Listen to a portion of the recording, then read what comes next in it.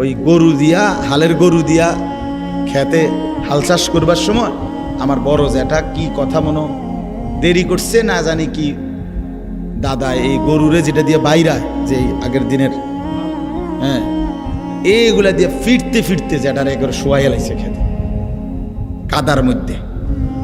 তো জ্যাঠার খুব জ্বর উঠছে, অসুস্থ হয়ে গেছে জ্যাঠা।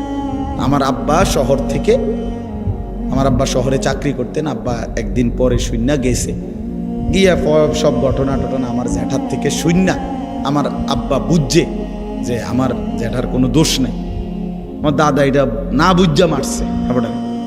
তো দাদারে আমার আব্বা এটা বুঝাইয়া কইছে যে আব্বা আপনি যে আপনারে মারলেন বড় মিয়ারে, এইভাবে বুঝাই কইছে যে আপনার এটা ভুল হয়েছে, আপনি মানে মূলত এই ঘটনা উনি করে নাই বা এই কারণে যেটা।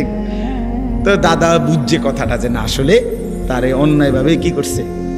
তো আমার দাদা চুপ করে একটু পরে আমার দাদা হঠাৎ আমার আব্বারে কইছে, তাহলে হয়তো দৌড় দিল না কেন, বুঝেন নাই কথা? হ্যাঁ, দৌড় দিল না কেন, এইটাই দোষ। হ্যাঁ হ্যাঁ, দোষ হলো কি দৌড় দিল না কেন, হে যদি নির্দোষ হইতো তো দৌড় দিত।